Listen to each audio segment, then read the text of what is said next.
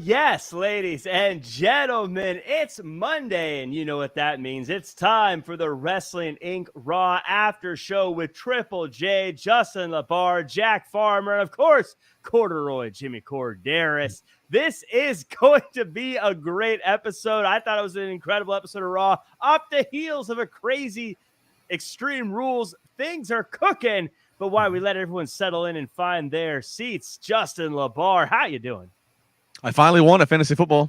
I'm 1-4. Hey, They showed up. These guys showed up. They played hard. We strategized. We won. I got to win myself, and this is the first time I didn't look at my bench going, I played the wrong people. So that was a good feeling as well. Jimmy, how is your fantasy hockey team doing? Haven't got it yet. I'm working on it still. We'll see how that goes. But Justin, I don't know if I won't rub it in about this weekend. My Titans coming out victorious over your Washington. Yeah, I hear you. Luckily, I get to try to have a short memory, and hopefully we get a win on Thursday night. We play Thursday, so I have to live on. But then I could always go back to the Blue Jays blowing an 8-1 lead. But anyways, yeah. Derrick Henry's a beast, man. It's a big man to be bringing down. Mm-hmm. Like I said, I'm already in the who are we gonna draft mode. That's where I'm at. But let's talk about our show. Before we get in the show, you know, we have a lot of stars on our fantasy teams, but there are stars in the show of pro wrestling, and one of them goes by the name of Logan Paul. And PW Insider is currently reporting that the former WWE Cruiserweight champions Shane Helms and Drew Gulak are training Logan Paul for his upcoming undisputed WWE Universal Championship match against Roman Reigns. It is possible others have had a hand in Paul's training, but Helms and Gulak's names have come up the most. Jimmy, if you're training for a match, I can't imagine Shane Helms and Drew Gulak. I can't imagine many better pairs to be helping you get ready for a match. Absolutely. And for those who don't know, Shane Helms is not only good at what he does in the ring, he's very smart and he's got great psychology. So there's a lot that you can learn from Shane Helms. And Drew Gulak, another underrated as far as his in-ring ability. And for those who aren't too familiar with him, he's really, these are both guys that can teach as well as do. And someone like a Paul Logan, for his athletic ability, and he is very athletic, he can do a lot in the ring.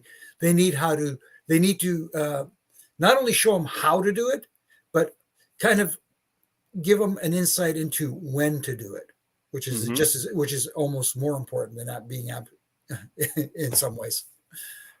Yeah, Justin, I don't know if you are a WWE 2K guy, but Drew Gulak stole the show with the tutorial mode in the most recent game, and he's still Sugar Shane Helms to me. Again, I'm a late period WCW guy, but these are a couple of guys that very talented, great people for Logan Paul to be listening to.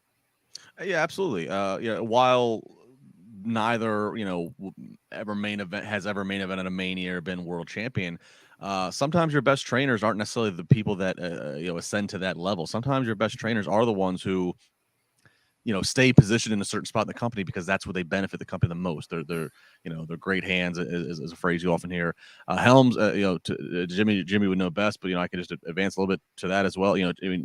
Helms not only athletically, but he's great with facial expressions, and a guy who was not the biggest, but man, he made himself larger in life, and that was even part of the shtick for a while there, right?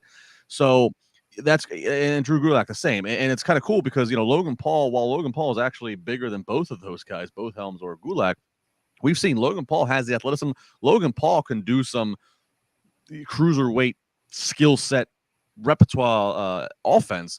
So why not? You don't need to have him. He's not an Omos. He's not a guy that's going to fee-fi-foam around. He's got a guy that's got a little bit of size, but he's athletic. So let's advance on that. So I think what we've seen out of Logan Paul already, and I don't know who was training him prior, or if it's always been these two, but what we've seen out of him so far on the few big stage matches he's had has definitely delivered. So now expectations are heightened, but I think that everybody must feel pretty good about where he's at. Otherwise, you would not build a marquee. Granted, it is a paid show. But it's still a show in front of millions. in Saudi Arabia against your number one guy in Roman Reigns. You wouldn't put him in that situation if you didn't think he could handle it. So I'm excited for that purpose to see Crown Jewel. I don't think he's winning the title. I don't give him a damn bit of betting none. But I will look forward just to seeing how he seizes the moment.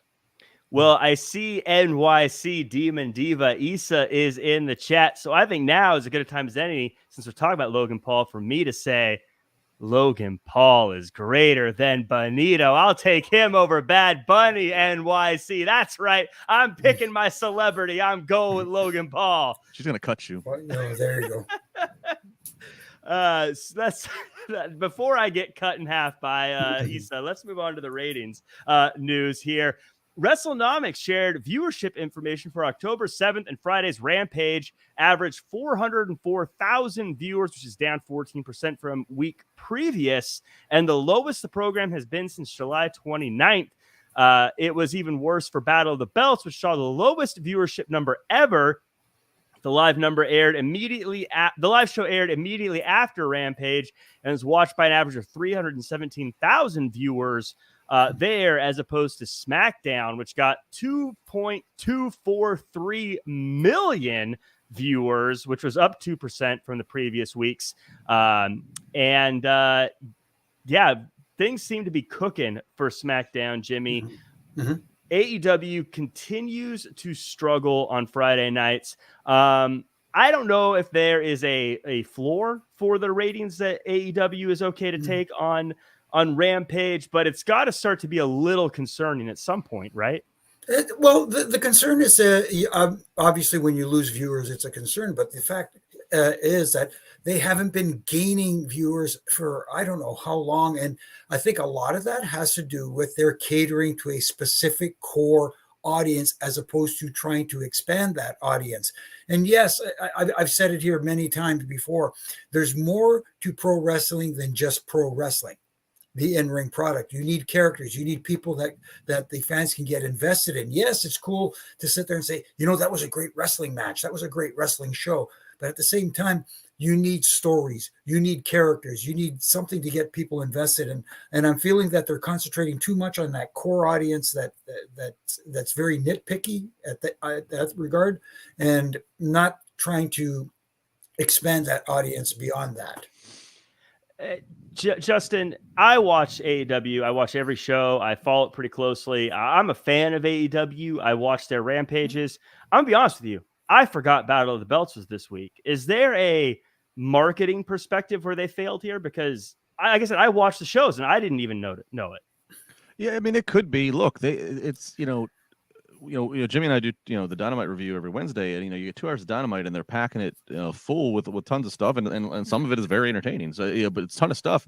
But yeah, then you have Excalibur, who's like a marathon man, who's trying to promote all these things. He's trying to promote Battle of the Belts. He's trying to promote Rampage. He's trying to promote. They have an ROH thing coming up. Mm-hmm. It is a lot, and you're also you're promoting to after hours on a Friday night. Not the most ideal. That's the thing I look at first off. Just on this past Friday, it's a real win for WWE that their SmackDown numbers held up as good as they did. It's the night before a pay-per-view.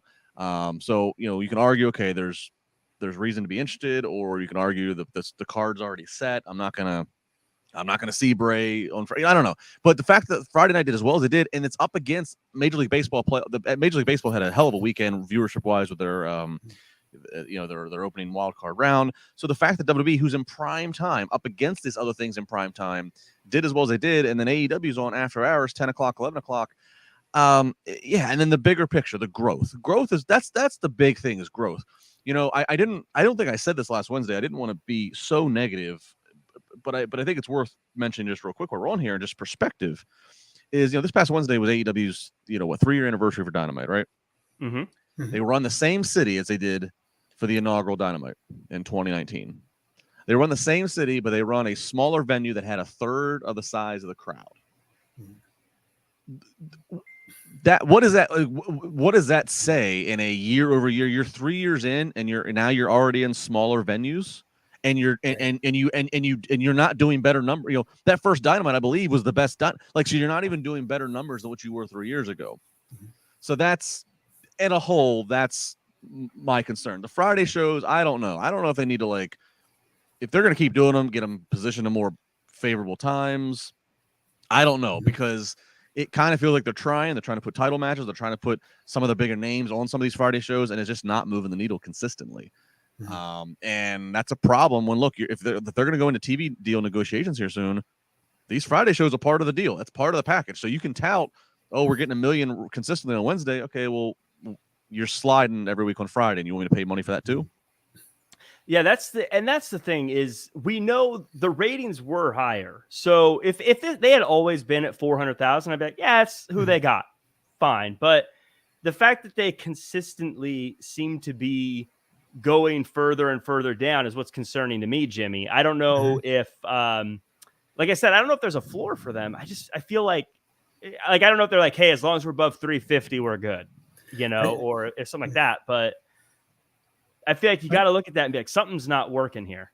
No, it's again, everybody's talking about how, this is the type of show that people are going to watch later on via, whatever, PVR or whatever the case may be. But at the same time, wrestling is enjoyed more from my perspective, at least, when I watch it when it airs. Sometimes I can't watch it as it airs, and you have to go back and watch it. That's just the way life is, because sometimes your real life takes over, if you know what I mean. Yeah. But at the same time, I prefer watching it as it occurs, and people are going to say, well, people's viewing habits have changed and stuff like that. But still, the money is in TV, and if you're not growing that audience, you're not growing your income as well. And again, it is the wrestling business, not the wrestling, hey, we're just in it for fun. I do always say, though, people always worry about it getting canceled or something. I do always think that, like, no matter what the ratings are, I'm sure Tony can be like, hey, you want to go take a ride on my yacht before you make the decision about canceling us, and make things okay. But yeah, maybe that's not a realistic thing. But I feel like Tony can be like, hey, you want some seats to the Super Bowl or something? I don't know. I feel like, and the helping hand, the thing that Tony has going for him is it might be a tougher sell to get it moved to a primetime spot, because the network might go, I don't know if you haven't you're losing audience. I don't know if it's worth moving into this valuable real estate. But in terms of not being canceled, still being able to get $500,000 every single week, and pro wrestling is much cheaper to produce compared to trying to go out and film some original sitcom or original drama that's going to cost a lot more, and it's not even what is it. So I mean, they have that going for them, that some pro wrestling being produced for a 10 o'clock show on a Friday night is that can get $500,000.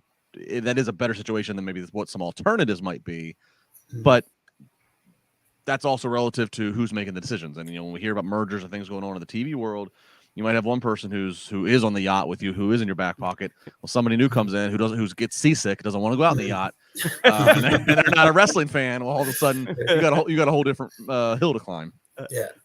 In the chat, Zook Enigma says Tony just needs to go head to head with SmackDown, and Zook, I'll say this: maybe there was a time when he could have, but right now, I would not go across the street from SmackDown if I was Tony Khan. No, because they're on a roll. SmackDown is on a positive roll. Let's put it that way. Maybe think about changing nights and do it on Saturday.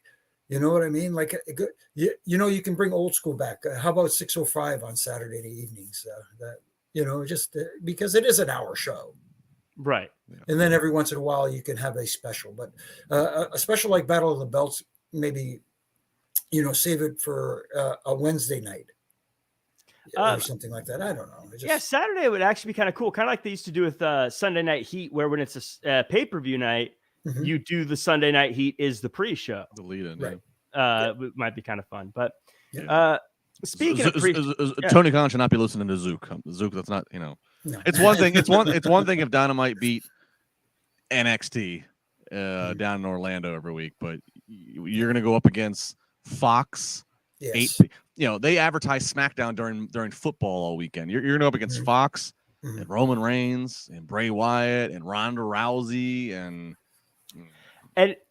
look, it's not like when AEW had all the buzz about it and it was cool and new and everyone was interested, and SmackDown. There was a time when SmackDown was in a big slump and it wasn't that great. It's not like it's that time. Right now, SmackDown is cooking. Like, I wouldn't go against them at all.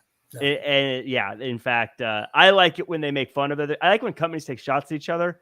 But even now, if I was AEW, I'd maybe stop for a little bit, because right now WWE's cooking. Yeah. They're doing good stuff. You're not. It doesn't look good right now. Yeah. But let's get into the show. Let's talk about what happened on a very big Monday Night Raw. But before we do, as always, I'd like to shout out everyone in the chat who's with us: Ricky, Rocky, Peter, Bernie, Baby, Rouse, Randy, Dylan, Ian, Dream Realm, Ethan, and then Steven, and I know somewhere up there was George and Samantha, and I know somewhere up there was Issa. May have left after I said that Logan Paul is better than Bad Bunny. Let's talk about this show, fellas. Oh, and by the way, if you're listening on Spotify or whatever, like, comment, share, subscribe, all that good stuff. Or whatever you people are listening to. We start off a few big things kind of overarching the show here. We kick things off with a DX backstage and kind of setting the tone that it's going to be the 25 years of DX tonight. But also, I want to get your thoughts on that. And just in general, Jimmy, we'll start with you. The new commentary team. We had Kevin Patrick and Corey Graves. How did that all work out for you? I like the way it started. Kind of fun and entertaining segment there with at least almost all the DX guys, and having Hunter sitting behind the monitor there when taking the headset off and talking in the whole bit. It was a very entertaining segment. And you know what? Kevin Patrick and Corey Graves actually they weren't bad at all.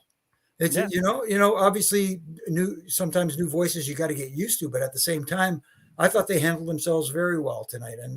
And I'm kind of digging the 2-man commentary team, because you don't have to lay out for the other guy as often, and you can get your points in. And both those guys are very good at getting their points in and helping tell the story that's going on in the ring. Justin, do you think this was an upgrade for him on commentary? I don't know if I'm ready to say it's an upgrade just yet. I love the 2-man boost. That's the way it should be. And that's not just pro wrestling. That's in a lot of sports. 2-man boosts are the way it should be. It's okay. 2 men regularly. It's okay to have a backstage or a sideline or down on the ice or what have you. But 2 men or 2 people, two broadcasters. So I got to get used to it. Look, Jimmy Smith had grown on me. He had just become such a natural. He kind of stepped in for a guy who, you know, he's also on Sirius XM. I was on Sirius last Friday talking with LaGreca about this. For a guy who hadn't watched in 30 years and got into this role, you would have known it. I thought he did pretty well. So it is going to take me a little bit of time to get used to Kevin and feel it out. I thought Corey's such a dominant, strong, a great color guy. Kevin was a little. I don't know if the mic could be. Yeah, I don't know if he needed to I don't know if he needed to add a little bass in his voice. I don't know if his mic needed to be pawed up. I don't know what it was, but I had, he didn't command the broadcast the way that I guess I maybe wanted him to. But it's his first night, and it's his first night, and he's got this incredible show that he's going to keep pace with.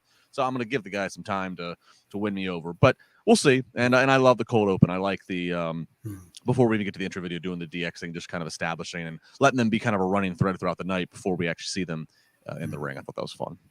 Yeah, I think Kevin Patrick will grow into it, and I think he'll be great. Today, it did feel. I think we got to give Corey Graves a little bit of credit. I think he was filling in some gaps, because I think Kevin kind of either ran out of stuff to say or was a little hesitant to talk at certain times. Well, and mind you, I think I'd have to. I know I've heard the word on the street is that Kevin has done very well when he's done his C-level shows of doing a play-by-play that they've taped for international and other distribution.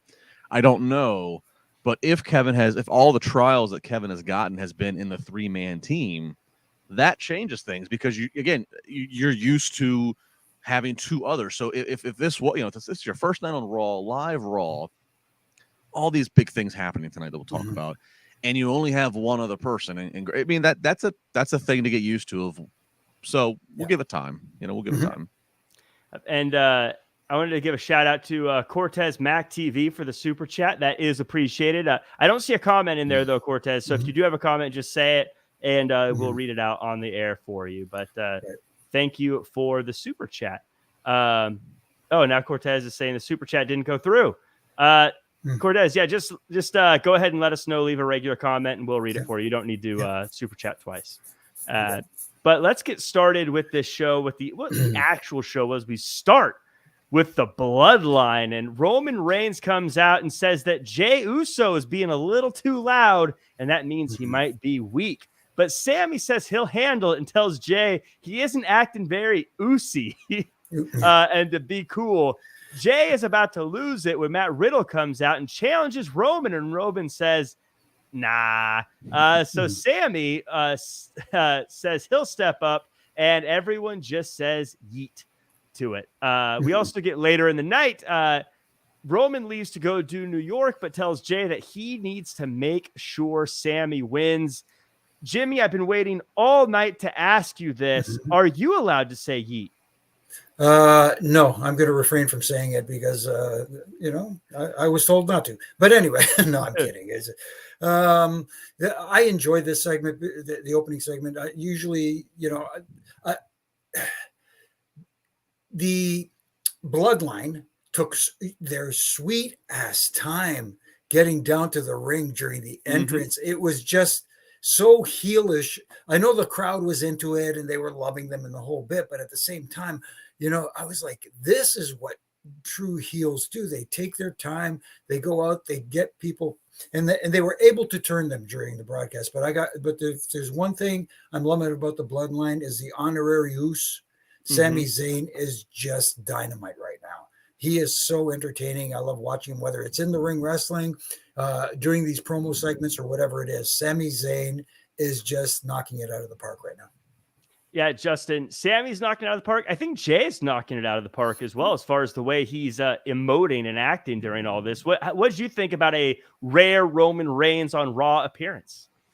I like it. This is certainly a week that calls for it, and you're not asking him to take any bumps. You're not asking him to do much of anything, just to appear and just to be the tribal chief who's got the chaos of his bloodline there around him. It was an easy, simple but effective usage of him.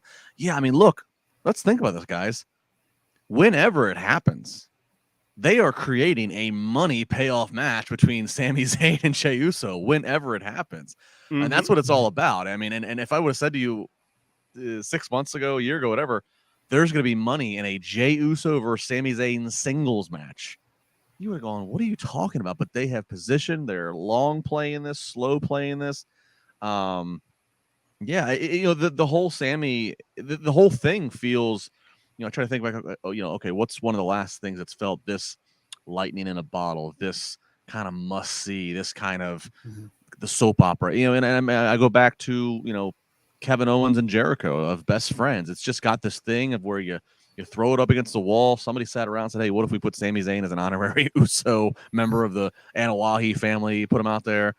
And to the credit of everybody involved, it's just they've ran with it. It's tremendous.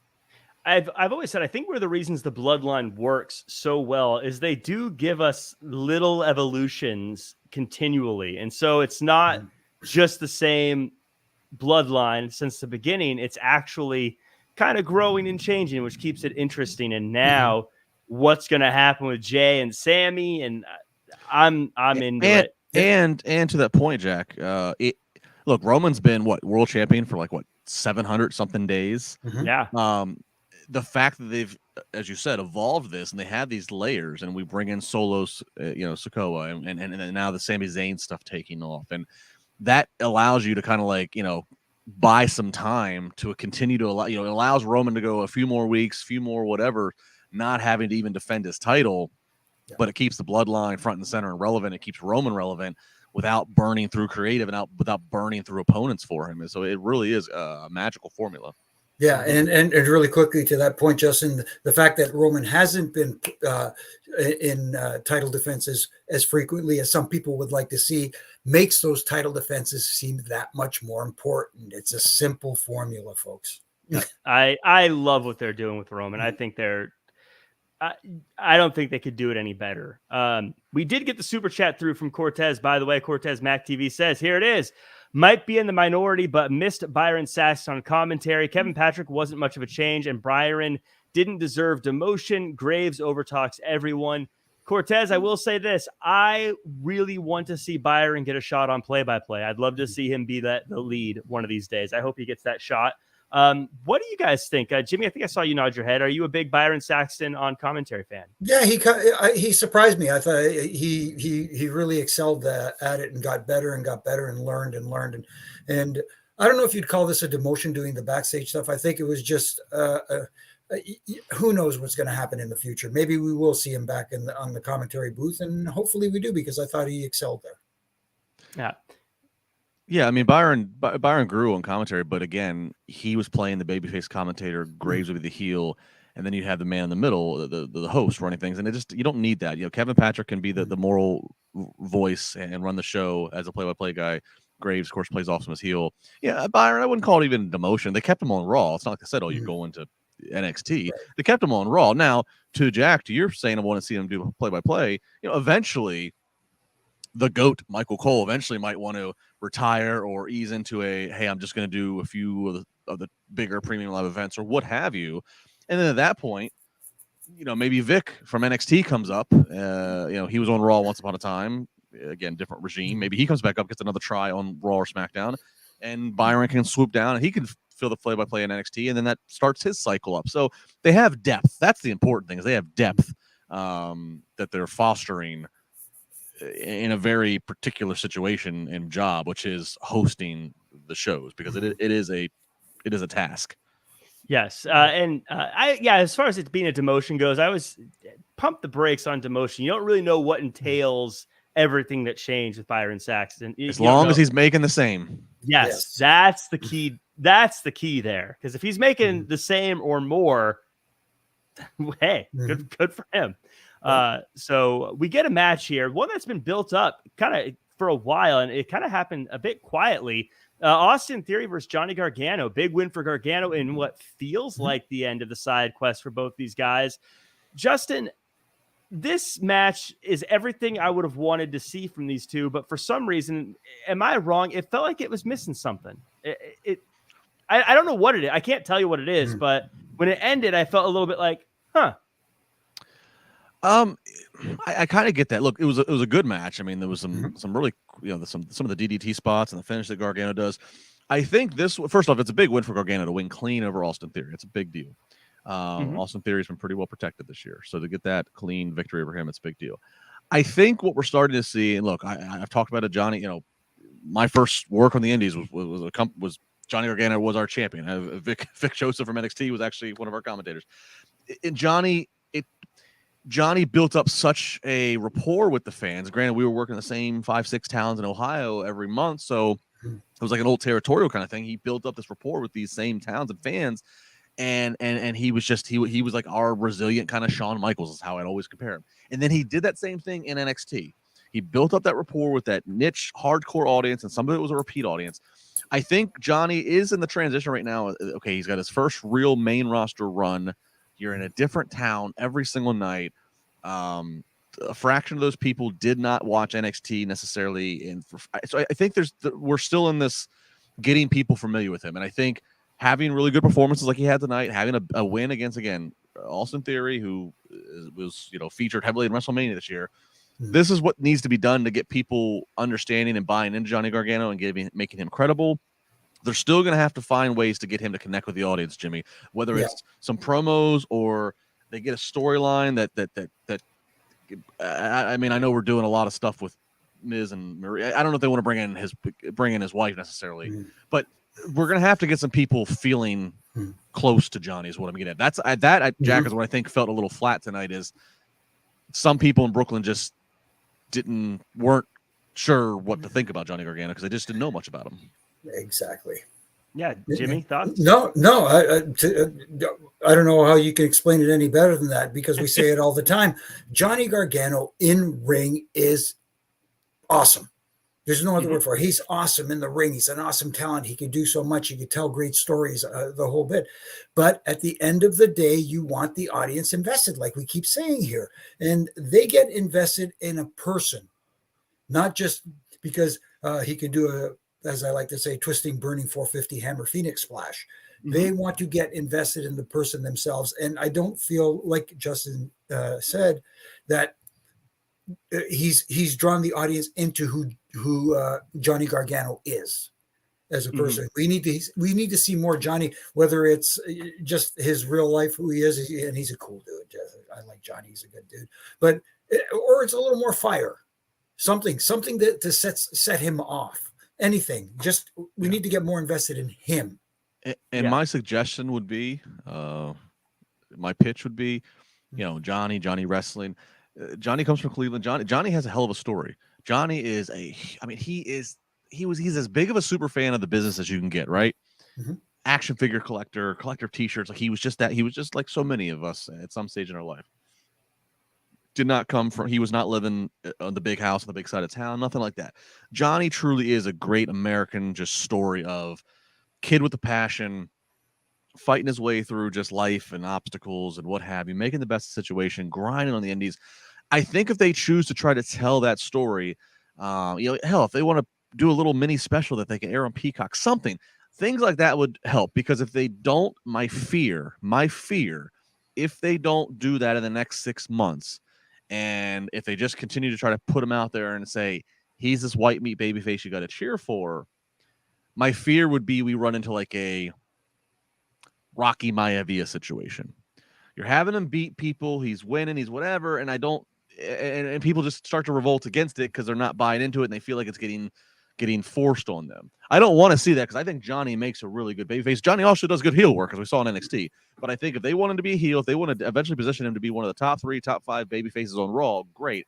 But I think we need to start getting some backstory and getting some things that can make the everyday fan there feel like, man, I went through something like that. All right, Johnny wrestling, yeah. I think I agree with all that. I also think that maybe putting him in a position where we need to see him be the underdog and struggle. Because right now, I don't really feel like Austin Theory, he was the underdog to Austin Theory, where I think if he has a match where he gets just beaten to a pulp and has to overcome something to make us buy into him is maybe still what we're looking for. But I'm a big Johnny Gargano. Like I said, it was a match that, like, Jack, do you like both guys? Yes. Do you like the match? Yeah, it was a great match. Was it built up? Yep. I don't know. I can't tell you why. When it ended, I was just like, didn't get the feels the way I thought I would have when they first pitched this. We do have a couple of super chats. Lisa, I see your super chat, and I will get to it once we get to the part of the show that you are talking about. I just want you to make sure that you know that we didn't forget you. But Steven in the chat asks, do you think the shine would be off a potential Cody Rhodes Royal Rumble win without a world title WrestleMania match? So you would assume he'd win the Rumble, but then not get a title match? That seems kind of odd. And obviously, we know what the rumored matches. One of the rumored matches for WrestleMania is which involves The Rock. But I don't see The Rock coming in and having a Royal Rumble, being in the Royal Rumble to get that match against Roman Reigns. So I don't know. This is where they need to make a decision between now and January for the Road to Mania. Does Roman continue to hold 2 world title straps? Because this is where you certainly could value having a second world champion, is so you can have this maneuvering, unless they are so committed to the cachet of Roman not vacating, dropping, doing anything that looks like a loss. And if they truly want to elevate the U.S. title and make the U.S. title a more premium built match for WrestleMania, that's just another idea.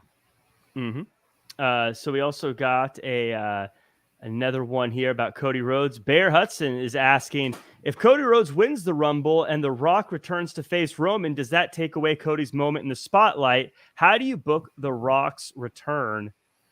Jimmy, I feel like there's a lot of ifs and maybes and things along the way there. But I guess, how would you answer that question? There is no definite answer right now for that question, because we don't even know if the match is going to happen. But if you're going to book that match, it has to be family oriented, because obviously these two guys are family. So it has to do with family dissension within the family. We see a little bit going on now with Jay and Jimmy and Roman and that sort of thing. So maybe somewhere down the line, the family dissension expands further into bringing in their dad. You never know. But it's still difficult to kind of book it differently, not having your Royal Rumble winner which traditionally gets that WrestleMania title match. Changing it up somehow, I don't know. I like the idea of the Royal Rumble winner getting that match. Yeah, me too. Mr. Meowpuss says Theory needs to cash in on Logan Paul for one belt. I disagree. I feel like as long if Roman is going to hold titles, I feel like he's got to hold them. It's got to be all or nothing as long as Roman has them, I think. Jimmy, you sound like you agree. Justin, what are your thoughts? Yeah, I mean, I know Mr. Meowpuss. To the whole Cody factor, there's several things at play. It's first is Cody's rehab. That's number one. If January comes and he's still not, ready or what, then you don't rush it. You say, okay, we're going to pivot. We're going to hold Cody for the night after Mania, for the all important Raw after Mania. If you have Cody, okay, now he's a Rumble winner consideration. You don't obviously muddy that with The Rock on the same night. You have The Rock somewhere else on the road to Mania. Last year, if I remember correctly, on the road to Mania in between Rumble and Mania was a Saudi show, and they did make it linear with the storylines of what happened at the Saudi show helped dictate who was fighting at Mania. So, or again, if Cody can't go and Cody's out of the road to Mania, okay, maybe The Rock does show up at the Rumble unannounced. He's number 30 and he wins the Rumble. The place would go ape shit. And now so it's moving pieces depending on different factors. And again, that's all depending on Cody's health. It's all depending on, are we talking one world title? Are we talking two world titles? So a lot of things at play here, but it's kind of nice that I just had to throw out A, B, C, and D here because we don't know. And that's kind of nice that we don't know. Hopefully they know. Yeah. They figure it out, but it's nice that we don't know. And it keeps us guessing. They'll tell us who it's going to be in a barcode, I'm sure. But yeah, right. But we also have a few more. Ian G in the chat asks, why wasn't Jeremy Borash considered for any of the shows when WWE made the commentary changes? One, maybe he was. And two, it seems like they just kept everyone they had in-house. Jimmy, you've seen some commentary changes over the course of your days. Do you have any insight into what goes on into those decisions? To be honest with you, no, and I didn't want to know. And it was one of those deals where, I just kind of stayed in my own little world when it came to that sort of stuff. You hear little rumors here and there. Oh, so-and-so was let go because of this, or they brought in this guy because of this. But I like you said, I think they decided they wanted to keep it more in-house. Yeah. Instead of, because they have, as we're going to talk about later, brought in a lot of people back to the company, let's put it that way. And I think this was, in their minds trying to move in a different direction and change things up a little bit. And bringing a person, Jeremy Borash is good, don't get me wrong. But at the same time, it's kind of like, I don't want to say a step back in time. And I think they want to move forward. They want to progress. I think there's also a message sent to the people on the team when you keep because this would be, Adnan Virk and then Jimmy Smith. And then so if they do another new name or someone from outside coming in or someone who's not on the broadcast team currently, it would be kind of a message to everyone else on the broadcast team. Like, you're not the person. And I'm sure that's the role everyone wants, is the play-by-play person on Raw. So if I was someone who'd been there for a long time, like if I was Kayla Braxton, I don't know what her career goals are, but if I'd been there, I'd be like, you still don't want me there? Like, what the heck? And no one else around us? What the heck? And so I think if they're promoting within, it at least tells everyone there's opportunity, as opposed to just, we're going to hire someone else. But someone else they could hire, by the way, that I think from outside could have been cool, is someone Peter mentions. We want play-by-play man Jack Farmer for Raw. Well, Peter, let Triple H know that I'll answer my phone if he calls. I'll say this. Justin, I'll say this, and I'm dead serious to this. Jack, you have the look that they love, and I mean that with all confidence. You have the look they love, and Jack, and this is I'm giving people a peek behind the curtain here, with the wrestling in curtain, so to speak. Raj always calls it drive. Do you want to drive? Do you want to drive? Raj, he means who wants to host. Who's going to flow the show, who's going to call the super chats, who's going to get the sponsor reads in if we have them, all that stuff. And Jack is by far, in our wrestling and crew, Jack is the best driver of anybody. Because you could, no, and I'm dead serious. It's a special talent because you have to relay what happened on the show, but you don't want to get caught in them. I struggle with this when AEW with Dynamite with Jimmy and Issa. You want to give enough context on the assumption that maybe somebody that's watching or listening didn't see the whole show, but you don't want to get caught in the weeds of every move, every word spoken. Jack does a tremendous job of recapping in a succinct time. You know what happened, and then he gets it out to Jimmy and I, and then we all come back around. And then, when we have sponsors or super chats, whatever, Jack runs the traffic. That's what WWE refers to as traffic. It's the directing traffic. And Jack does it well. And I've always, Jack, I don't know if it's in your aspiration or if it's in your wheelhouse, or if I'm blowing up your spot and you're interviewing with him right now, you would fit in the category of giving it all to you.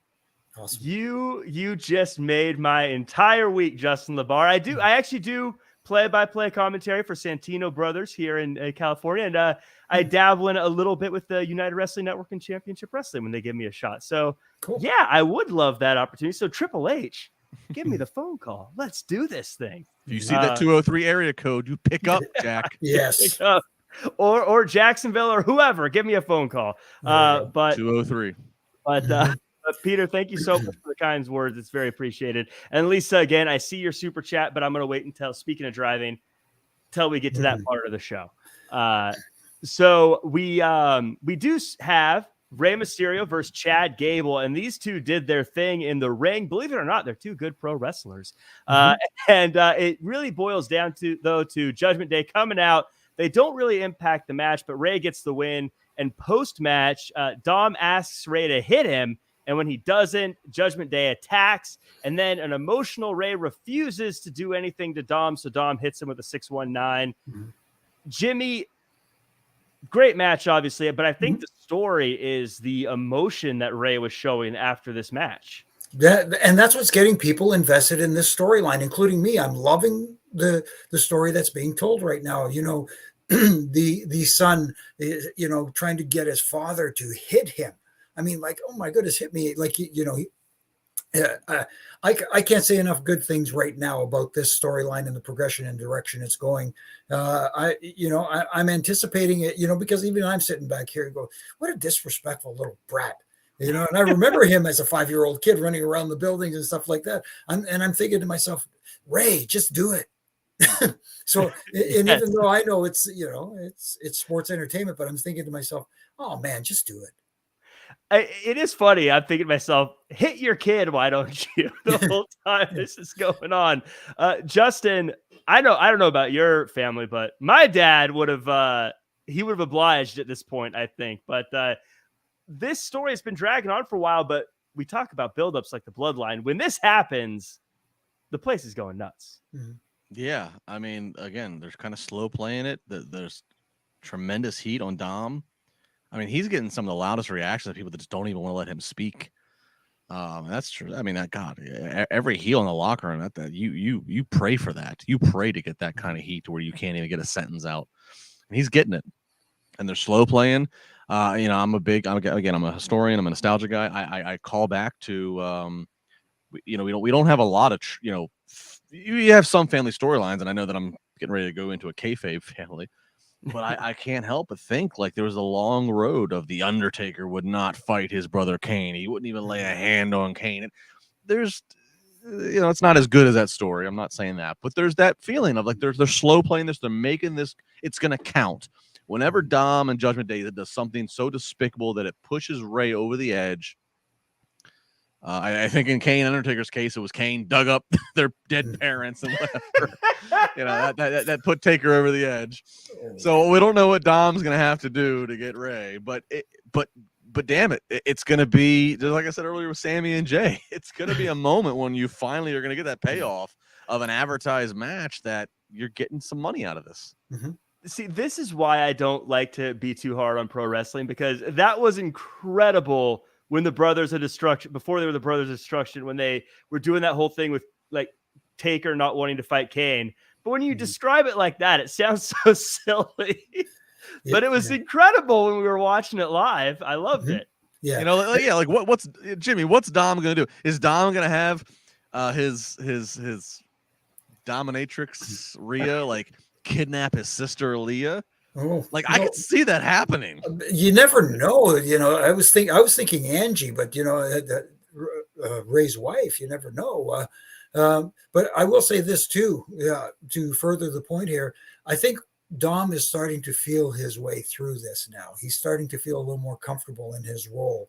And I think it showed a little bit tonight that he is progressing in this story and he is making it work. And like you guys said, guys would love to get that kind of heat.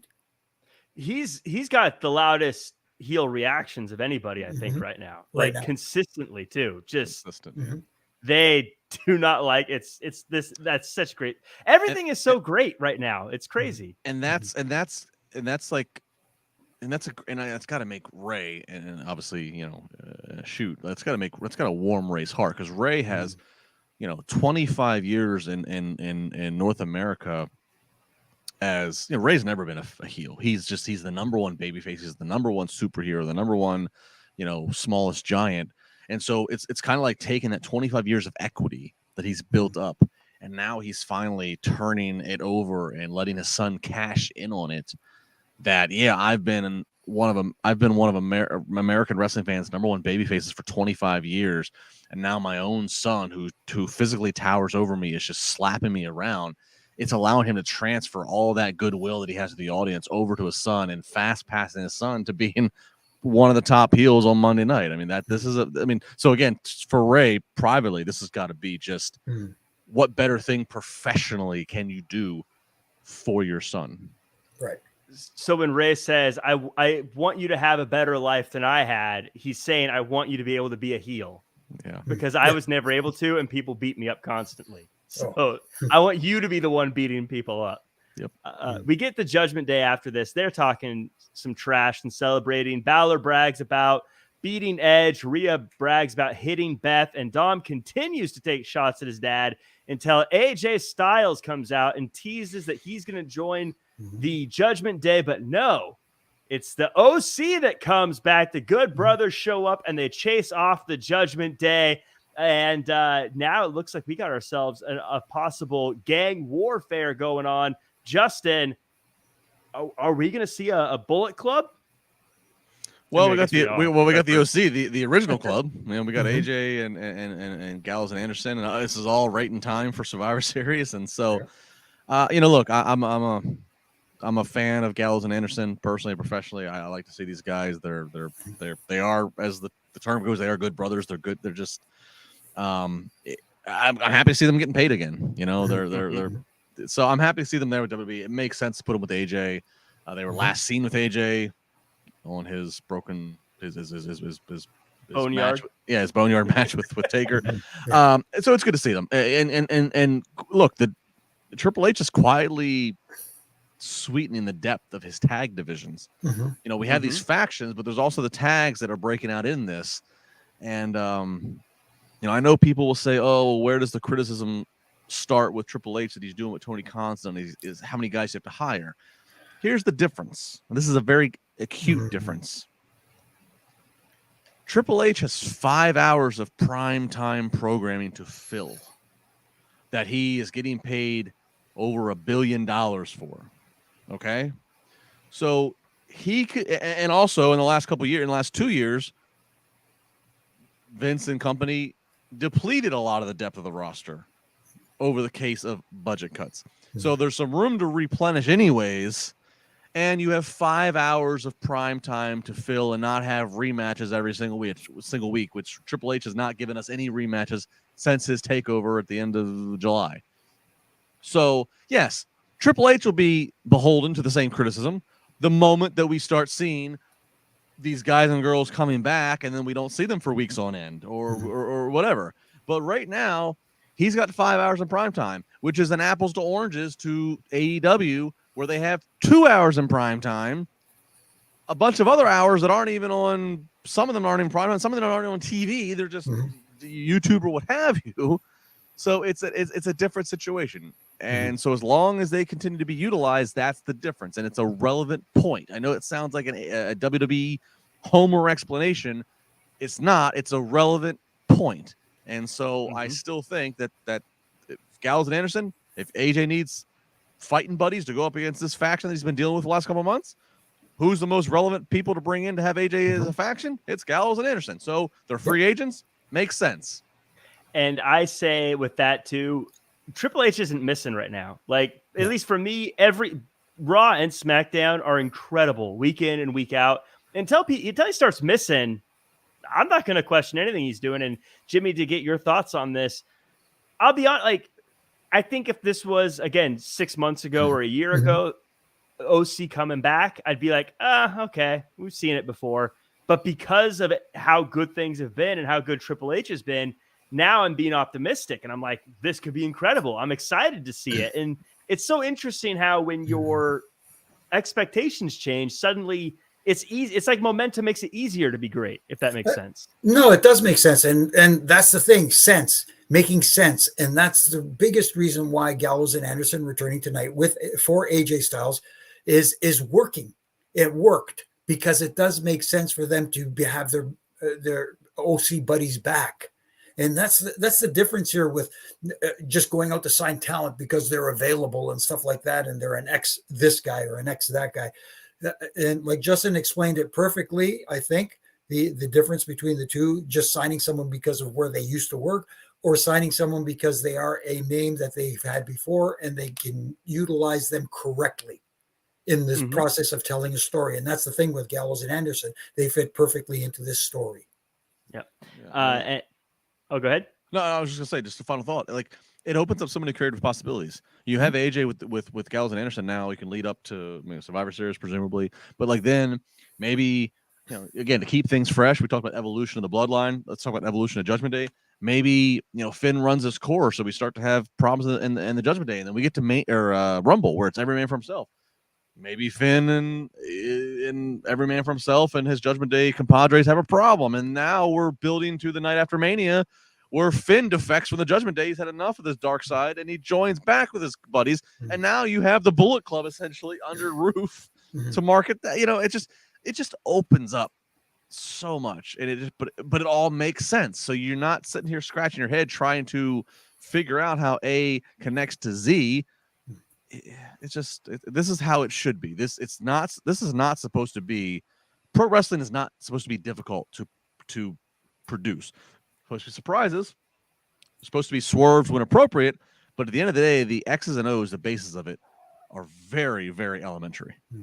And I guess my final point on it with it is to the point of they acknowledge the past. I think one of the things that always rubbed me wrong with the club was that it was always just sort of alluding to a affiliation, but never just acknowledged it. But nowadays, they're open to saying, these people were a team somewhere else. They wrestled in PWG. They did so now they can say, at least it feels like they'll say, look, they were part of the Bullet Club in Japan, and they'll put it together instead of this, they were, but they weren't kind of thing that they've done in the past. Jack, did you see the buzz?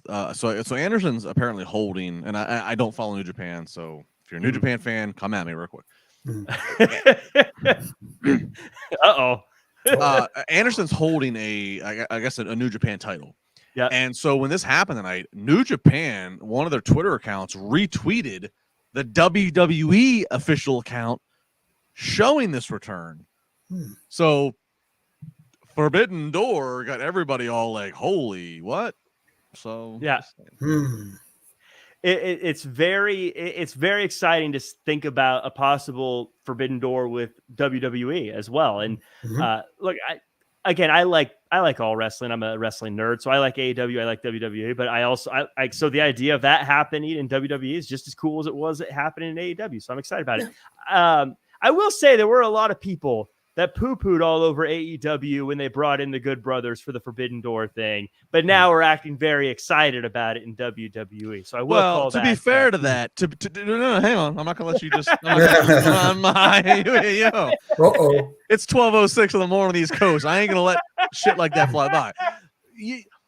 The way they did that, they did the whole crossover with Impact and Callis and Omega and whatever, and it looked like it could be like some kind of cool invasion. And then it just turned into like a completely one-sided, lopsided seesaw teeter-totter of, it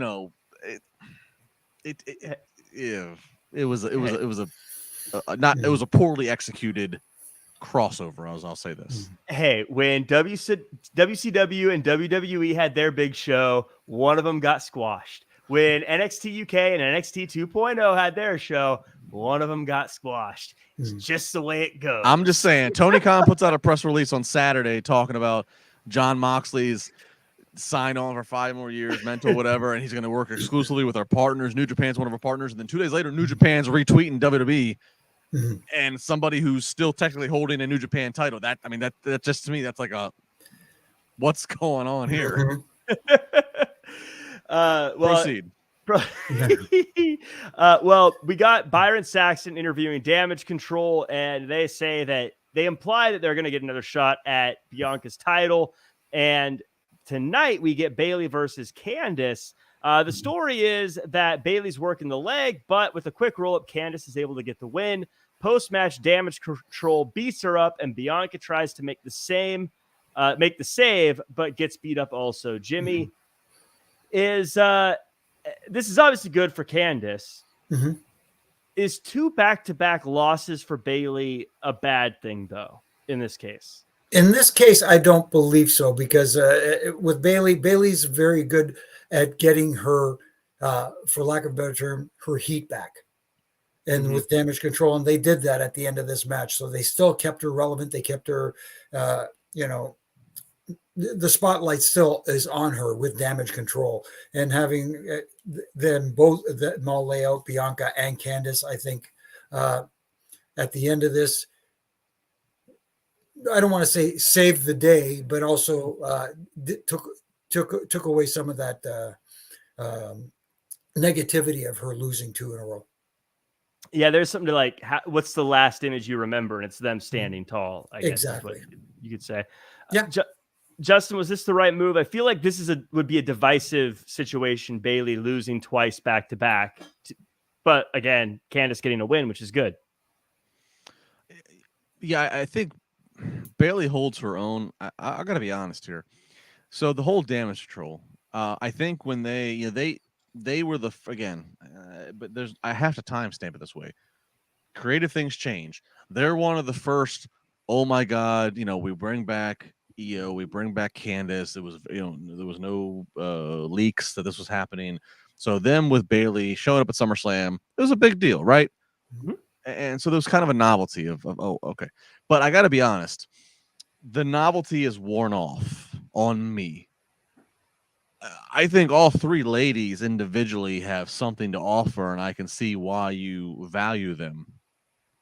But this group as Damage Control, and they also have hard acts to follow.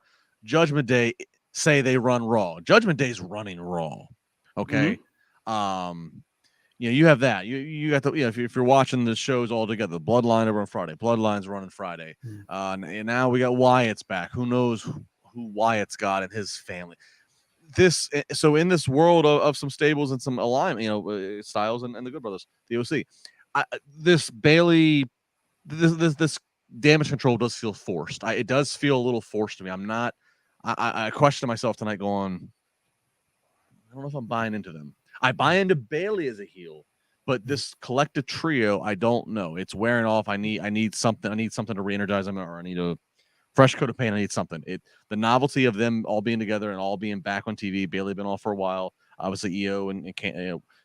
That's worn off. I need reminder. I need a resurgence here of relevancy.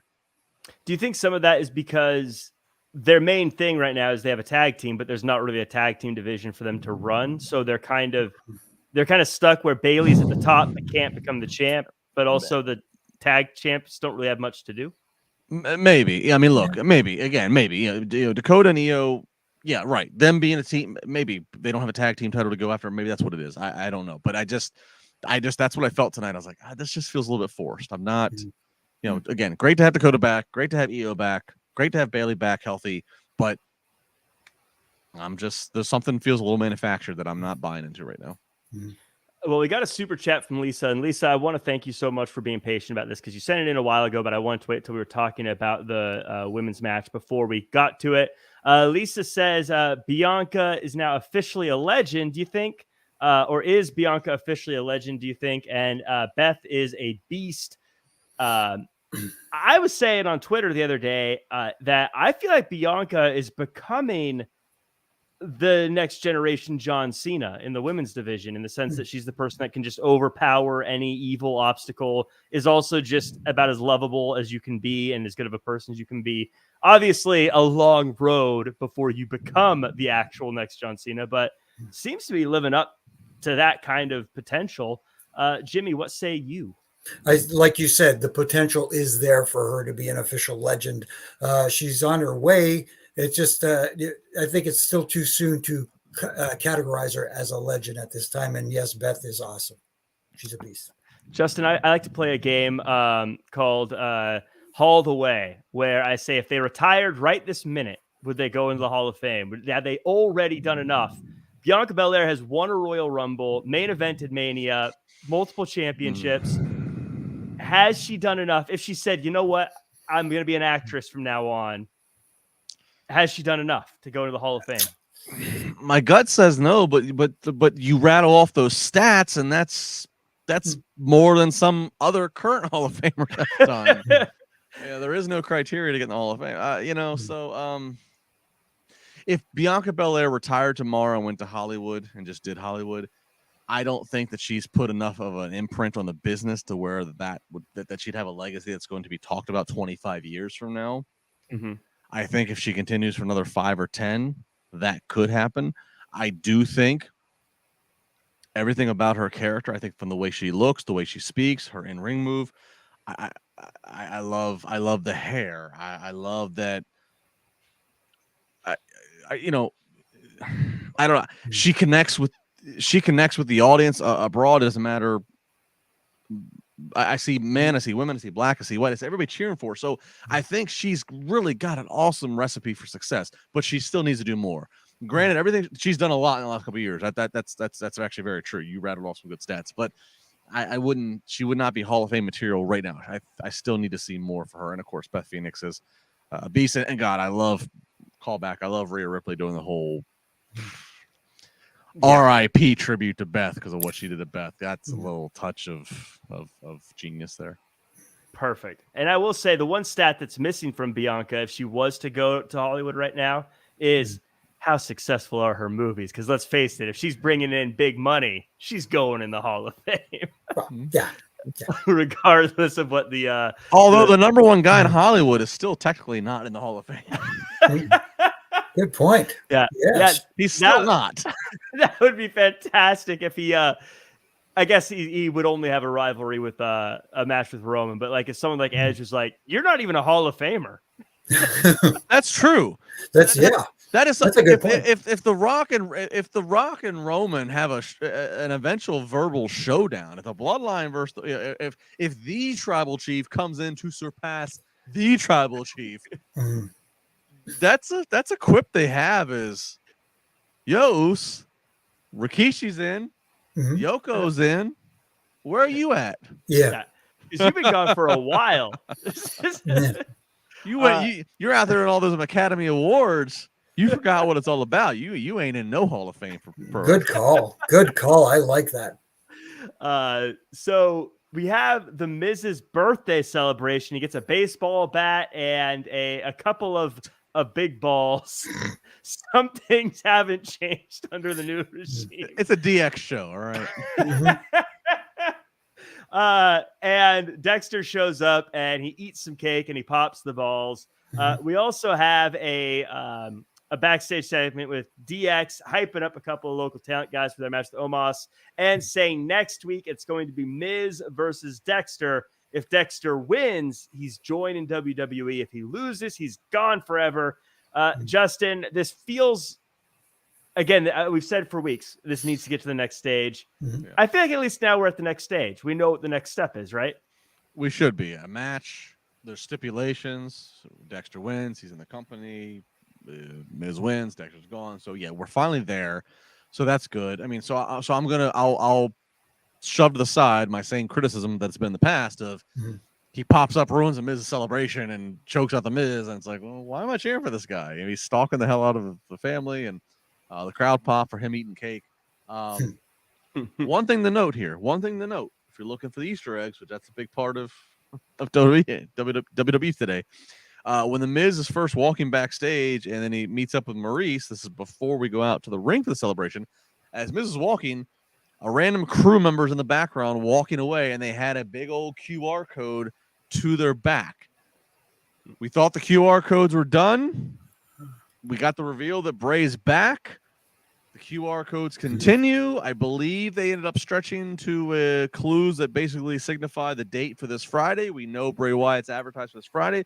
So all I'm saying is maybe this is a bigger picture that is Dexter Lumis part of the bigger picture of what Bray Wyatt is doing or coming back for. I don't know, but I think there's a lot in the balance here. So I'm going to withhold any big judgment because I feel like more of the story is going to be told here soon. You know what my quick prediction as you're saying it is it's not the Miz and it's not Dexter, it's Ciampa. That's why he's been missing. He's been with the Wyatts this whole time. Ooh. He would be Wyatt family material, wouldn't he? Yeah, he would be. Yeah, I think beard. Yeah, definitely. I'm not sure I'm on board with Dexter being part of the Wyatt family at this point right now. The explanation would have to be good and make sense, but I do. Ciampa as part of the Wyatt family, I could see happening. Yep. Well, but what about? I want to ask you guys this. I'll ask both of you.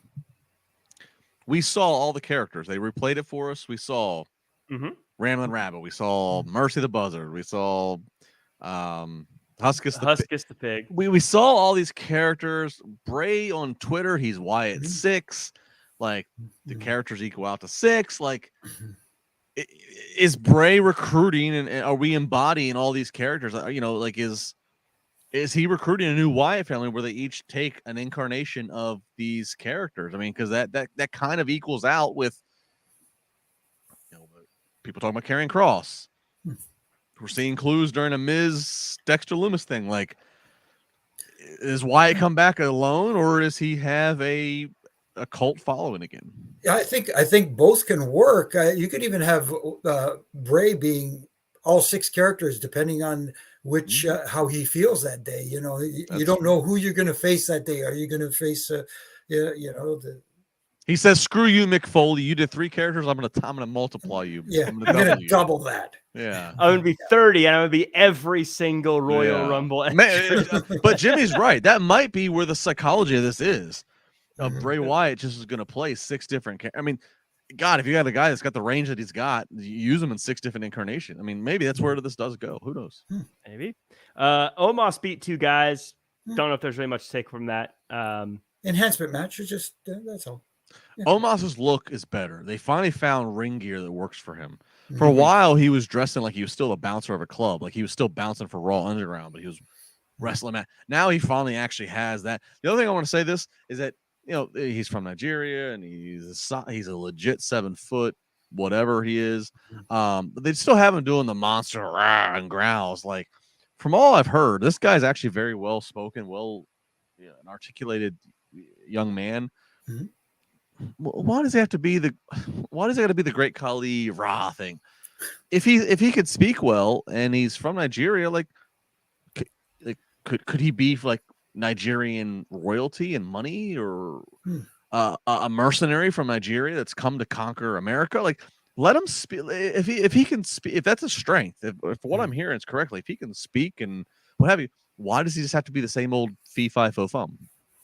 Right. Very interesting. Yeah. I mean, I don't really like it in general. People just growl. I just feel like that's like, come on. I mean, even if you don't speak English, like you can say something in your native language. I don't know. And then you have your mouthpiece like an MVP say, for those of you who didn't understand it, here's what he was talking about, or something like that. Right. But it is what it is. We move on, and we get probably the biggest shock of the night, at least for me, when it comes to all these returns and things. Bobby Lashley's coming out, and he gets F5 by Brock Lesnar. Comes back with quite the feather in his cap, by the way. And Justin, I got to tell you, if you look for the biggest imprint of Triple H, I think, is we got Brock Lesnar coming out with a sleeveless jean vest. Next, he's going to come out with a leather jacket underneath it with AC/DC on it. AC/DC. Did you wear that for the show because of this, or is that just a? I've had this on since 10 a.m. this morning. So I beat Brock at something. I guarantee he didn't have this on at 10 in the morning. But I'd say it to his face too. I wouldn't. But Brock Lesnar comes out looking like we're going to get Bobby Lashley versus Brock Lesnar in Saudi Arabia coming up. Feels like a Saudi Arabia matchup, but you know what? I'm here for it, Justin. What say you?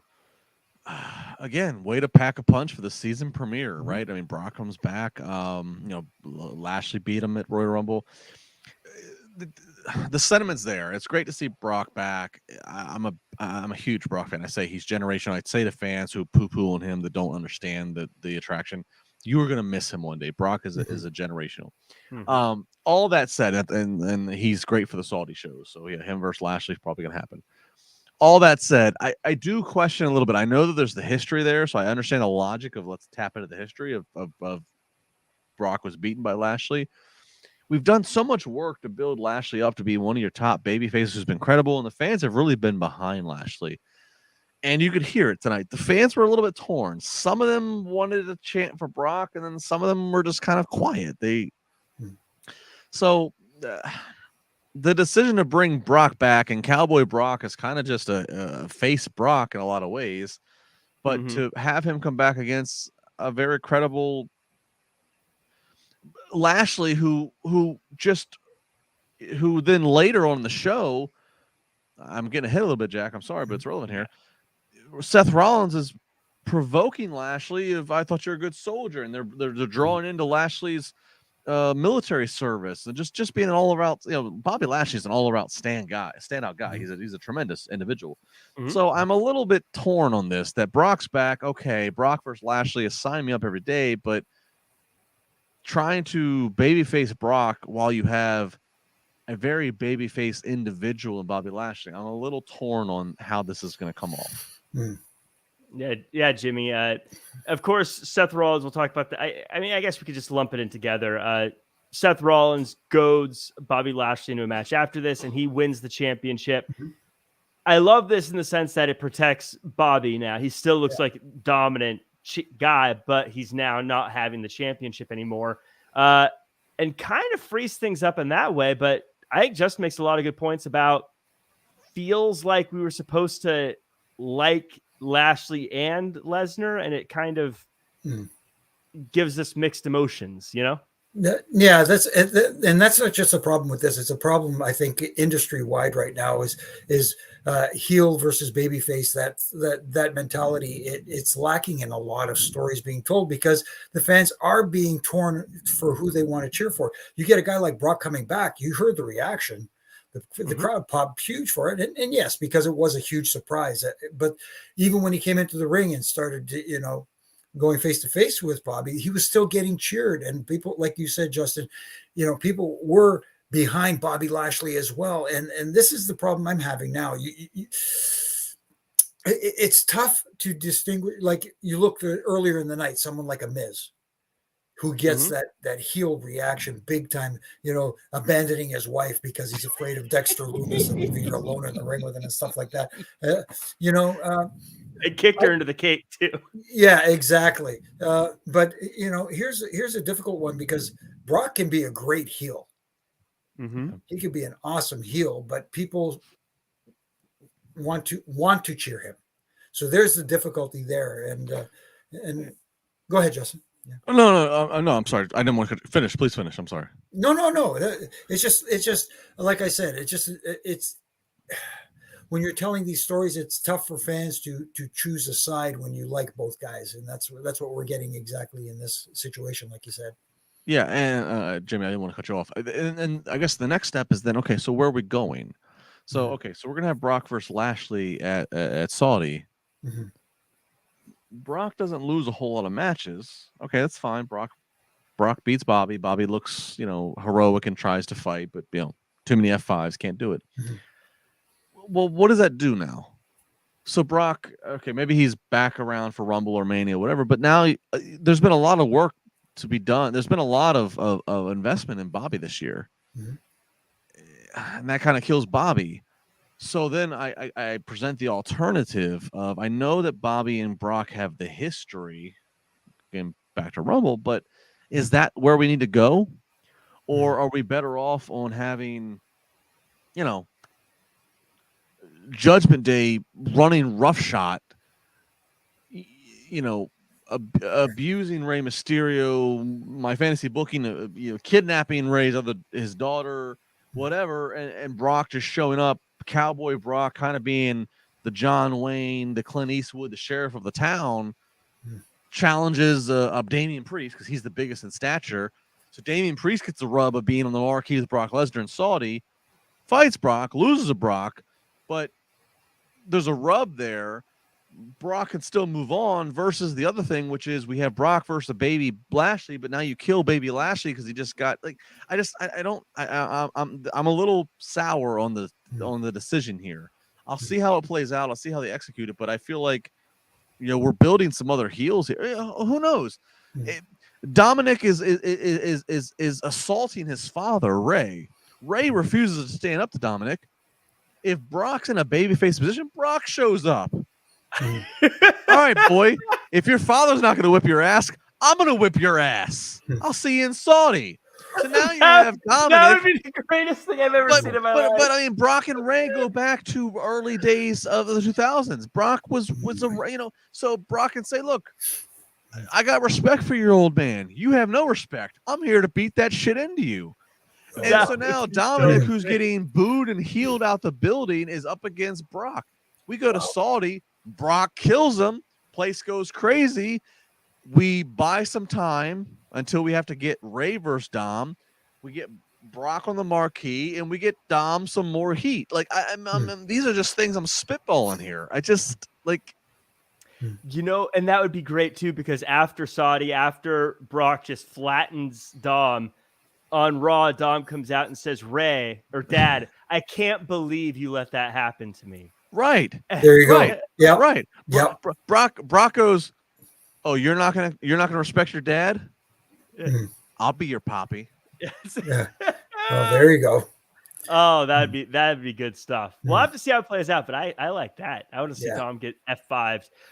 We did have a couple quick return videos. I don't know if we'll count the Bray Wyatt video as a return video, but they repeat the revel in what you are message over and over and over again, which I'm sure will make a lot of sense in 2 weeks' time. But we also got a super chat about it. Terry Allen Jr., thanks for being patient, Terry, says, Broken Out in Love, Bray's first song, You Trio Love. I don't really know what you're trying to say there, Terry. Yeah. Broken Out in Love was Bray's first song. That was the original. Yeah. Catching Flies. Oh, okay. Yeah, but I don't know what he means by You Trio Love. Maybe he's asking if we loved it. I liked it. Yeah, that was cool. That bass line, that doom, doom, doom, that kicked in. What I liked about it most is it was so not a pro wrestling theme song. It didn't feel like the classic, like na na na na na na. That. Exactly. How'd that go, Jack? Na na na na na na. Hey, that was my theme song. Every time Jimmy went to ref a match, that was his generic track 3. Yes, exactly. Guitar riff number 7. Yeah. Speaking of guitar riffs, though, Elias is coming back next week, which I'm really excited about. But after all these returns, it felt like this actually got a little bit of a. Oh yeah, by the way, Elias is back next week. Yeah, it felt like it got overshadowed a little bit tonight. Let's put it that way. And now here's the question: does he come back? Is he on the babyface on the side of the fence, or is he the heel side of the fence? How do they bring him back? That'll be fun to watch. Corey took a shot at him, so I think he's going to be a face. He said something about like him being a bad guitar player. Or something Corey said that he's like the musical equivalent of a colonoscopy. Yeah, that's what it was. Which again, pull back the curtain. All things considered, Corey and Elias grew up within 3 miles of each other in rivaling high schools, so it's a fun thing here in Pittsburgh. Yeah. Oh, that's fun. Maybe they should bring that in. So I guess if Corey's taking shots, I would assume he's going to be a baby face here. But we see Matt Riddle versus Sami Zayn. Speaking of baby faces, two guys, how do you not like them? The Usos are on the outside, but they really don't help. So Riddle hits the RKO and gets the win. Justin, what's going to happen to the Usos now that they let the honorary Us lose a match? They're going to have to answer to the tribal chief this Friday. Mm-hmm.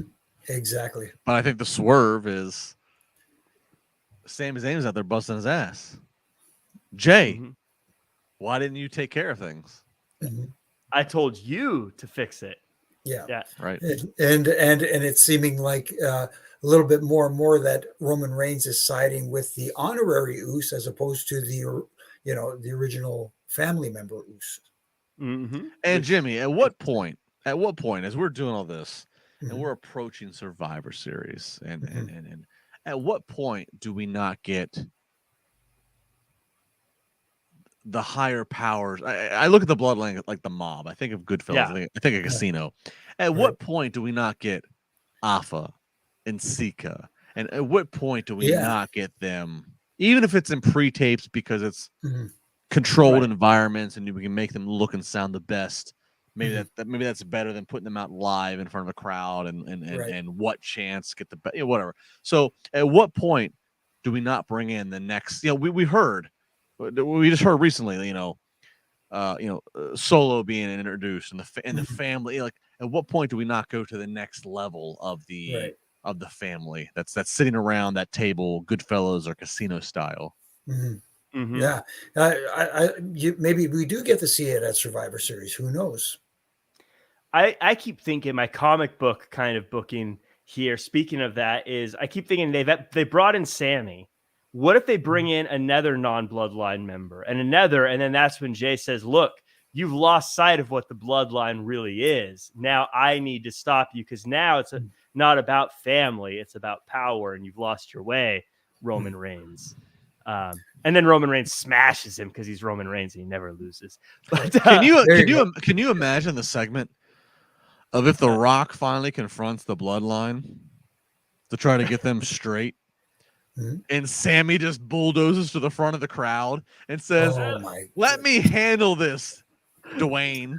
Hold on, I'm texting the head of creative right now. That'd be so. I mean, talk about just soundbite gold of Sami bull rushing himself to here's the first time in 700 days we see Roman Reigns look concerned that The Rock has shown up, right?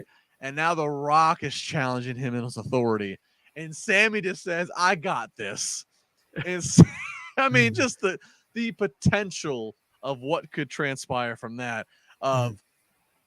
Who in the blue hell is this? Right. Who in the blue hell is this? Who is this Rudy Poo? Oh, I would love that. That would be awesome. I do have a question for you guys, though. Riddle hits the RKO for the win. I just had this hypothetical. I threw it out on Twitter. I want to hear your guys' thoughts. Jimmy, you can go first. Royal Rumble. Right. We get to number 30. The countdown hits, and the music plays. Who gets a bigger pop, Cody Rhodes' music or Randy Orton's music? At this point, I think because of the circumstances surrounding his return, I think it would be Cody at this point. Randy Orton, don't get me wrong, Randy Orton would get a huge pop as well, but it depends on this on a lot of things. I think there's more. Randy's been a part of WWE for a long time now. I think that people want to see Cody come back and they want to see him excel and get elevated up the card. And I think. At this time, I think Cody would get the bigger pop. Justin, any thoughts? I feel like both would get a big pop. I was just curious who you think would get the bigger pop of Randy Orton or Cody Rhodes, number 30, Royal Rumble. No, it's a fun question, but it's Cody right now. But here's why. It's Cody because of the information we know. We know Cody got injured and he left with the injury that he has, and he's rehabbing that. It's scary. WWE is being very secretive and very quiet about Randy's situation. Randy Orton, as best as it could be believed, is Randy is out because he's back. Randy's dealing with something that they have not decided to talk about yet publicly. And Randy's not a young man. You know, he's in his 40s. He's certainly paid his dues. He's had his bumps, what have you. He's a Hall of Famer tomorrow morning. Mm-hmm. So, but that's not public knowledge. That's not being promoted on the shows. So, without that, Cody's a bigger deal. If they start to actually talk about the fact that Randy's career might be in jeopardy or might be done, or that he's got a very limited bump count left of whatever, you could change the narrative if you wanted to. But right now, as it stands, that's not known. Right now, that's not known. And so it's Cody. But I'm a huge Randy fan. Yeah. We're coming to the end here. I'm a Randy fan as a fan. 07, 08, I got to, whatever, it doesn't matter. I got to meet Randy and be around Randy a little bit behind the scenes. Randy at that point, even he would tell you he was still young Randy, still immature Randy. And even still, I kind of was like, man, this dude. And then, man, he's grown. He's married to his wife and the kids, and he's accomplished so damn much. The guy is a Hall of Famer. The guy accomplished so much so young. I'm a huge Randy Orton fan. It's just not known yet, and I don't think he knows it. We don't know what his situation is, and that's what that's the gap is. We don't know. He might have wrestled his last match. We don't know. That's the unknown. I hope that's not the case, but that's the unknown. So right now, Cody gets the bigger pop because Cody is he's on all of our peripheries, right? We're all waiting for when does Cody come back. Right. Well, speaking of coming back, we got DX 25th anniversary, and they come out. Jimmy, nothing special from this. No. I will say, yeah. I do want to say, and I'll let you take it away. I love that they acknowledge the members that weren't there in a very classy way. But tell me your thoughts about seeing DX out there after 25 years. No, it was cool to see it, and the little comments made, like you said, very classy of them to mention China and to mention that other guy over in the other company and stuff like that, and coming out in that Jeep that they took I want to say it was Norfolk. Was it Norfolk? Where they took Norfolk. it to? Yep. Yeah, Norfolk. You know, and whoever found it, congrats to you. But it felt like I wanted more from them. You know, it was 25 years. Yes, we got the catchphrases. Yes, we hit all those bullet points. But at the same time, it felt like it was a little bit rushed to get in and stuff like that. And I wanted a little more. We got a little taste of them at the beginning. We got a little bit during the show, but I didn't think there was enough. I wish they would have had the time that Miz had for his segment, for his birthday celebration. You know, because 25 years of DX, they earned at least that much. Yeah. Justin. Well, I mean, I kind of agree. First off, I didn't. A couple of years ago, if you would have told me there's going to be a DX nostalgia celebration where China gets mentioned by name and we don't actually say Billy Gunn's name, I would have never thought that was the case. Right. A little surprising. Yeah. I guess here's the thing. I kind of agree with Jimmy, but here's my devil's advocate to Jimmy's point, is that I would have, I was there second row in the Manhattan Center for Raw 25 several years ago, and they actually did. They had FTR out there, and they did do things to elevate and incorporate current talent and give them the rub. So I kind of, part of me wanted that tonight, but then we saw what we saw, and here's my takeaway. A little rushed, yes, can't argue that. A little rushed. Maybe a match or something ran over on time. I don't know, but a little rushed. But they got all their crap in, so to speak. And I guess here's the end point: is that, first off, the end of Raw, we know 3 hours of Raw. The end of Raw, the third hour is always the least viewed these days. So I guess they figured, you know what? Let's put this at the end of Raw. The most hardcore viewers are going to stay tuned and be in, and we'll give them that nostalgia, whatever. And then it's also like, I would love to see a rub. I would love to see I don't know, Sami Zayn, Chad Gable, whomever, pick a heel, come out, interrupt them, hit some finishes, whatever. But you know what? Look at what we're dealing with. Triple H had a major medical scare a year ago that he was almost dead. And he seems that he's very serious and adamant based upon the interviews he's given. He's not going to even touch that. He's not going to pull a Randy the Ram. He's done. So, okay, so if he can't physically get involved, I don't know what Sean's situation is. Road Dogg. Look, 7-8 years ago, Road Dogg and Billy were doing tag teams again in WWE, but maybe Road Dogg's not in the place to do it. And I don't know where Sean Waltman's at. So it might be a thing where it's like none of these guys are really equipped to be taking bumps or doing stuff or making it look good or whatever. So let's not even have anybody interrupt them. So let's just go out and just have a feel good nostalgia catchphrase thing. And look, you've already given the people Brock Lesnar by surprise. A little more hints on Bray Wyatt's, mysterious stuff. Gallows and Anderson. We got Roman in the bloodline.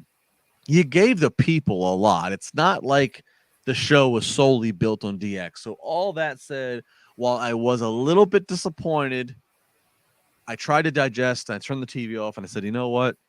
I can't fault them for how they did this. They positioned it towards the end of the night when the most hardcores are there. None of these guys should be taking a bunch of bumps right now anyways. You gave us a full show of surprises and storyline advancements. I can't complain. Yeah, I gotta say I'm with you because at first I thought to myself, yeah, it was kind of short. They should have done more. They could have done some more stuff with it. But as a fan of them growing up, I was like, I loved seeing it. But then I was thinking too about whether or not they did more or whatever. I tried to remember who I was in 1996, and if you brought out a group from 1971 to have a reunion, I'd be like, come on, wrap this up. Get to the young guys that I like now, And so I think if you're being smart about it, yeah, just have it quick, make it a fun, like, oh, it's good to see the legends again, and then move on and finish the show. So I think realistically, it was probably the best way. Was it? I like to say it. Is it something we're going to talk about in 15 years? Like, remember the 25th anniversary of DX? No, but it's kind of cool to see them all together again. Yeah, I was just hoping for a little bit more, at least, or an interaction with somebody, like Justin said, some interaction with a current talent. Like to me, I thought you get DX getting ready. Are you ready? You build up to the suck it chance, and then you hear shoosh. To me, that would have been the best. But they already put Gable. When I saw Gable on the show earlier in the night, I'm like, well, why put him in a match?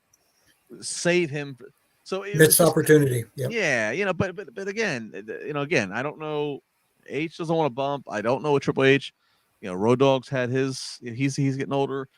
Look, Sean still looks great, but I also know that one of the things in the past that Sean hasn't bumped in his WWE appearance in the past was a health thing in terms of. So I don't know. Yeah. All in all, I think they did what they needed to do. If this was the only thing on the show being promoted, let down. But God, they gave. I mean, this was a night after Mania kind of Raw. Yeah, this is a pretty packed. When Brock Lesnar returns in the middle of the show, it's a pretty packed episode. Yeah. We did get a question on the super chat I want to get to. Wrestling Enthusiast asks, how far into Mania season does The Rock come back? Assuming The Rock's coming back. I still think that's a big if in itself. But Justin, I'll lean on you first for this. I feel like, though, it's going to be like close to Mania if it happens. It's all pending his schedule, right? The movie schedule. Look, his XFL is starting this spring. It's so hard to tell the schedule. You just don't know. WrestleMania kind of is selling itself out because on name value. Excuse me, it's selling itself on name value, but there is this population of us that's we have built up in our minds that we're getting The Rock in LA versus Roman. And it's kind of like if Bray Wyatt had not appeared at Extreme Rules this past Saturday, it would have been a pretty feisty and contentious internet wrestling community for a few days.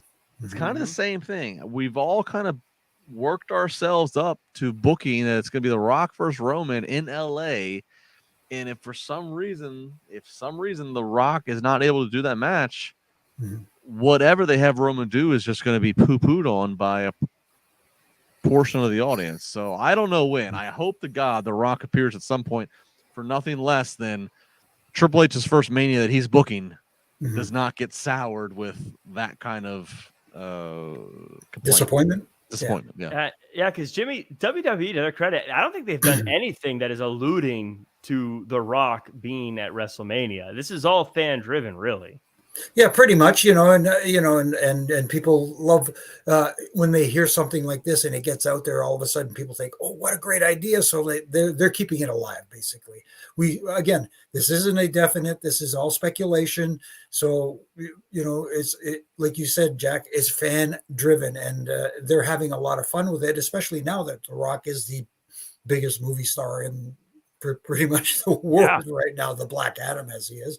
And, it's fun to speculate. Let's put it that way. It is fun to speculate, but at the same time, when you're thinking realistically, we don't know if it's going to happen or not. Hopefully it does, because if it does, then it's going to satisfy a lot of people, because if it doesn't happen, it may disappoint, like you guys said, a whole lot more. Yeah, I'm just saying, I would love to see it, but that schedule he has is pretty tight, and it's pretty big things. It's not like it's not like a bake sale. Right. He's got it. There are things that he can't really get out of. So we'll see. But I'm not gonna get my hopes up too high, just because I don't want to be hurt again. Not after that Survivor Series that he didn't show up at. But that does it for us. We've gone a little long, 1.5-hour show, but I think it was all fire. I think we did a great job. Great episode. Any final thoughts before we sign off, Jimmy? No, I enjoyed Raw tonight. I thought it was a very good show. I thought it, obviously there are little things you can nitpick about, but at the same time, we nitpick about everything. So I'm going to try and keep it. I would have liked to have seen an actual, maybe a live appearance by Bray Wyatt, maybe just to pop in, to give everybody that quick pop for some reason, and promote the fact that he's going to be around on Friday night to explain his absence or explain why he's back or whatever the reason is. But I always have to walk my dog at some point during the middle of Raw, so I always will. I pause it on my laptop, but then I just let it play on TV so I can know when I catch up. And I come back in and I see the witch. What's her name? The witch on TV. I can't remember what his witch character name is, but anyways, I see her. I was like, I can't. Sister Abigail? Sister Abigail, that's what it is. Duh. I go, oh my God, I missed this part. So I rushed over. I was like, oh no, they were just replaying Extreme Rules. And I was like, oh, okay, good. I didn't miss the biggest part of the show. But Justin, any final thoughts on this one? No, fun show. I'm excited to see the numbers. I want to see how it did. There was a very polarizing Monday Night Football game that happened tonight, so I'll be curious to see how it beats.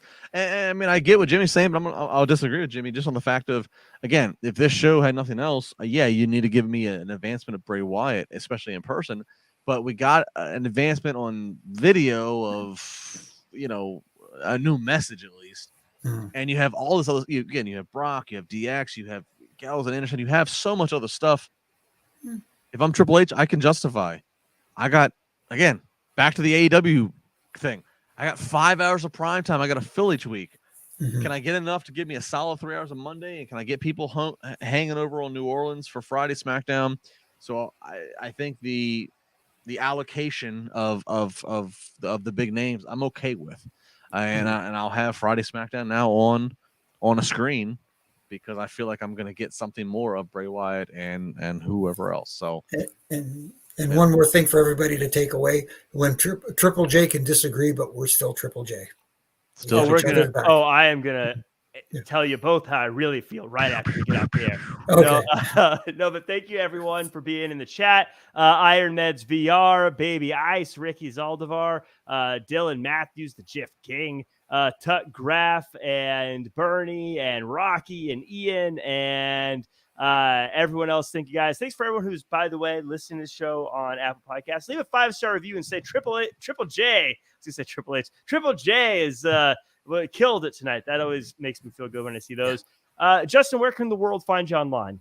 At Justin LaBar, across Facebook, Twitter, Instagram. Do all the things. Don't be creepy.